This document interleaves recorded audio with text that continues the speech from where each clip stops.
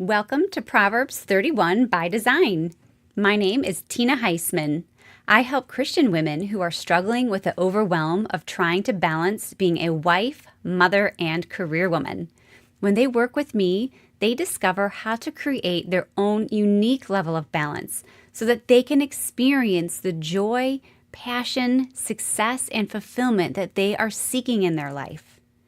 So you may remember May, we are prominently focused on mothers because of Mother's Day.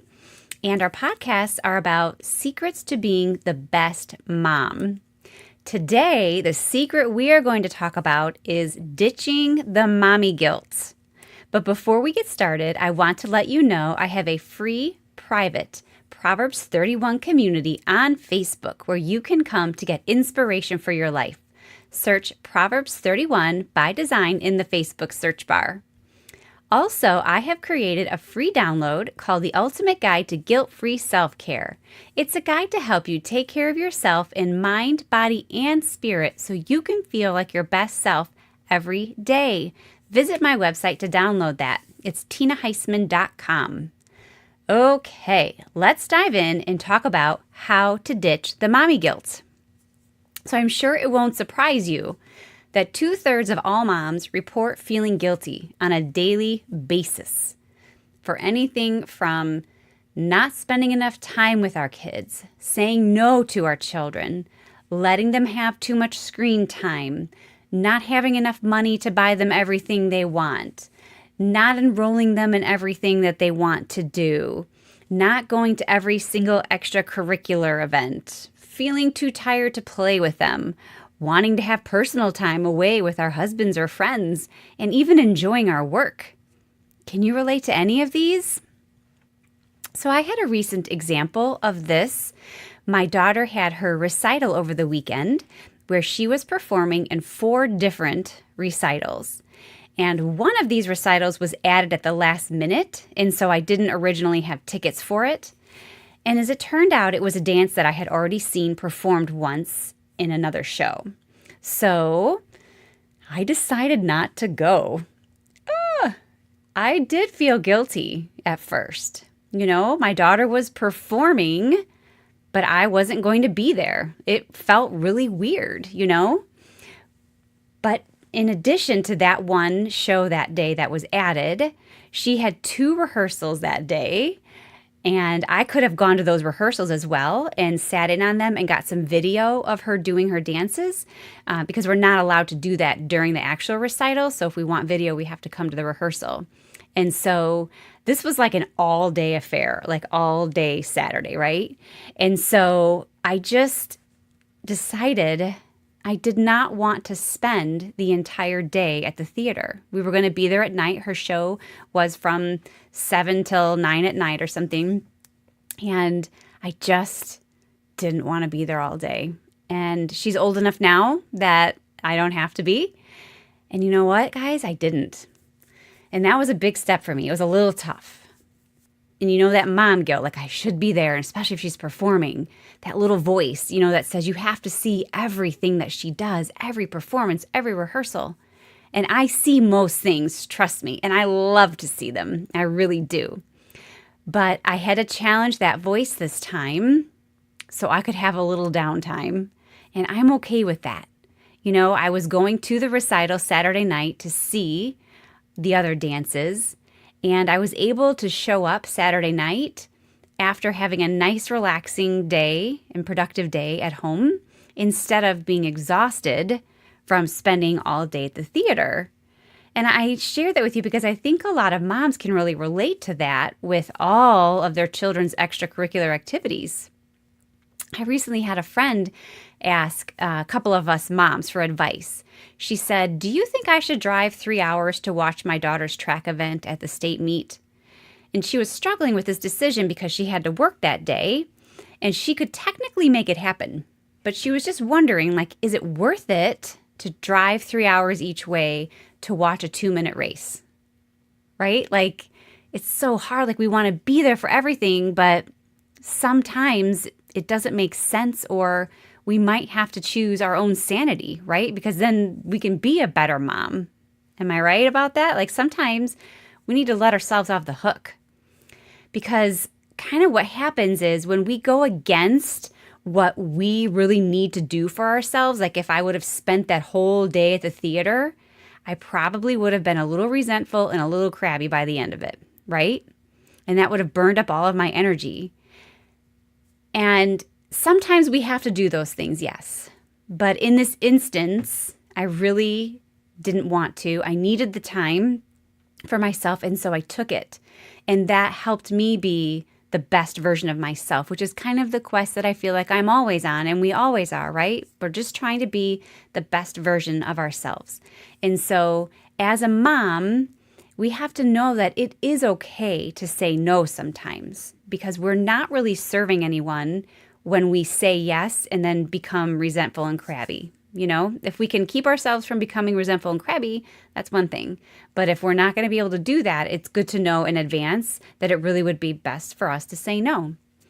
And I don't know about you, but I find myself feeling guilty for doing things for myself, like during family time. Like I try to reserve most of the evenings and weekends for my family. Some of it is out of practicality. You know, the evenings during the school year, there's a lot of running around to extracurriculars and things. But then in the downtime, in the between times, you know, I like to be there with them. And so what I try to do is use the time that they're at school and my husband's at work to do the things that I need to do and want to do for myself. You know, I work from home, and so I have some flexibility, which I realize that is a huge gift that I have that. And so what drives me for this, you guys, for really trying to reserve my weekends and evenings for my kids, is that my big why for that is that I want to have strong relationships with my kids and my husband. And for me, that means that I need to spend time with them. So I'm not telling you what you need to do to have strong relationships with your kids and your husband, but for me, what that means to me is spending time with them. And so I prioritize that. And since that is the case, then it allows me to be able to more easily release the guilt when I do make a decision to do something for myself, because I know my priorities in place and I know that I put in my time with my family. And I hope that makes sense. You know, when we know what our priorities are, the well-being of our families, and that helps us make decisions. And we have to remember as moms that putting ourselves first is what we need to do. So for some of us, we might feel guilty for taking time away from our families. And for others of us, maybe we need to take more time away from our families, right? So that we can be our best selves. And so just keeping that in mind for you, like what's your priority and what is it that you need to do in order to be the best version of you? And so another source of guilt for moms can be when we fail to do something for our kids, like getting a permission slip in on time, or I'm laughing because I've been there, or signing them up for like the park district activities in time, whatever it is, if it's swimming or little league or whatever. For me, one of those things is not getting laundry done in time. I really do not enjoy doing laundry. It's not that big of a deal, I know, but I don't know. I just don't like doing it. And so in our house, our kids wear school uniforms, and so we only have like 3 shirts and 3 pants. So I have to keep the laundry going consistently to be on top of it. And it has happened where someone's looking for school pants or a school shirt, and it's not clean. So that's not a lot that it happens, but it does occasionally happen, and I feel so bad about that. But that kind of guilt, like you can feel guilty for a second, like, oh gosh darn, I missed that. But then what I want to teach you is don't wallow in it then, right? Like give yourself some grace. We're doing our best and we're trying our best, and just let it be a little reminder to you to kind of keep on it, you know, to keep going with it for whatever it is for you that you got behind on. It might not be laundry for you. It could be something else. But just reminding ourselves and giving ourselves grace that it's okay. And what I want you to know is that feeling of guilt is natural and it's going to show up for you. And that's not what's important. What's important is what you do with it, right? And so one suggestion that I would have for you is to take it to God, because 2 Corinthians 10:5 says, We demolish arguments and every pretension that sets itself up against the knowledge of God, and we take captive every thought to make it obedient to Christ. And so if we're feeling that mommy guilt, if you can deal with it in the moment quickly and forgive yourself and move on, that's awesome. But if you happen to be in a place where you're struggling a little bit more with it, where you're really having trouble letting it go, take it to God and ask God for wisdom about the guilt you're feeling. And let that be your wisdom and your guide.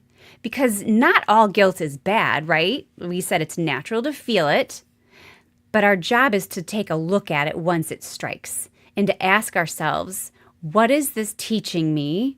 Is this true? Like, is this something that I need to make an adjustment on or a change on? Or is this just like a one-time little fleeting little thing and I just need to forgive myself and move on, right? So maybe in some instances we might say, I've been away from my family a lot, so maybe I do need to spend some time there this weekend. Or it could be the opposite for you. Like maybe you've been neglecting your friends a little bit because you've been focused so much on your family, whatever it is for you. But when the guilt helps us make a little correction, it serves us then, right? It like teaches us a little something and it shows us something and it serves us. And so that's good. It helps us make a correction.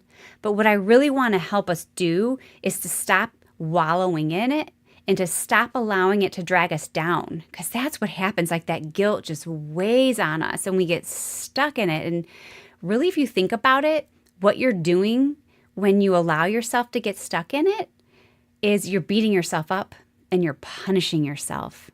And that's the key, right? We don't realize it, but we are punishing ourselves. No good is going to come from that. The only good that's going to come is if we see, okay, I need to make a correction and forgive myself and move forward. But keeping stuck in it and punishing ourselves, not effective, not going to work, not going to help you be the best version of yourself, not going to help you be a good mom. It's going to make you cranky and crabby, and then you're going to take it out on everyone else around you, right? I know we've all been there. And so I just want to summarize and kind of give you some quick tips on like what to do, when you feel the guilt, when it comes in, how you can work on ditching it. And so first, realize that you are your own worst critic and stop judging yourself. Stop comparing yourself to the people around you. You think those other moms around you have it all together and do everything perfect and their laundry is never late and their permission slips are never late, but it's not true. We're all the same. We all struggle in one way or another, right? And another way to help ditch guilt is to become the expert on your own life. Sometimes we make choices based on what we think other families are doing and what looks right in other families and is working, but that doesn't mean that's what works in our family. So become the expert on your own life and make choices that work for you and your family, and don't worry about what other people are doing because they're making, hopefully, choices that are best for their family. But imagine like if you're looking at another family and making choices based on what they're doing, what if they're looking at another family and making choices based on what they're doing? Like where's the truth and reality in all of that? It's getting really lost. So just focus on what you know best, and that's your family. You're the master of that. So on that note, let's not use Facebook and Instagram to compare what other people are putting out there for us of their lives and the perfection of it with we know what's happening on the inside of our lives. Just know. I like to look at those as entertainment, more of entertainment, that it's really, can be really interesting, but when we notice it's dragging us down, it might be a good time to shut it down and walk away and just try and remember not to compare. And I know that's hard, but for me lately, I've been a lot of shutting it down if I start to feel that way. Another tip is to stop apologizing for the shortcomings that you think you have. Like say you think you're chronically late on getting work in or whatever. Like continuing to focus on that is causing it to happen more, and it's causing you to feel like crap and to beat yourself up for this thing that maybe you're not good at. Instead, focus on what your strengths are and what you do well. I promise you, if you'll start shifting that focus to being more positive and focusing on the things that you do well, those other things that you don't do as well are not going to matter as much. And I would like to tell you they probably will happen less often, because when we focus on improving what we're already doing well, the other things kind of come along, if that makes any sense. They kind of come along up. They start measuring up too. And so just try me on it. Just do an experiment for a week and see what happens.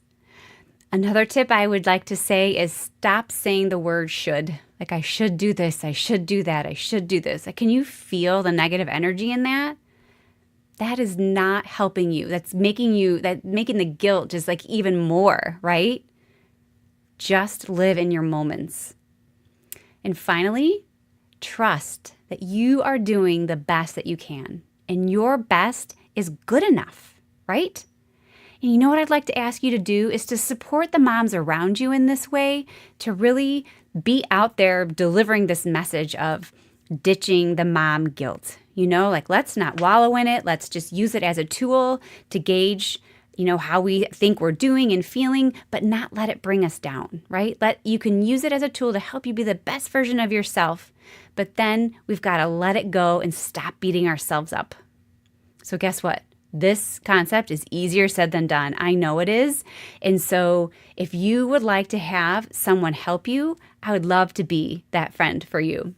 So if you'd like to know more about how coaching can help you ditch the mommy guilt, reach out to me for a complimentary discovery call. We can take a look at where you are and where you want to be, and then where you're getting held back.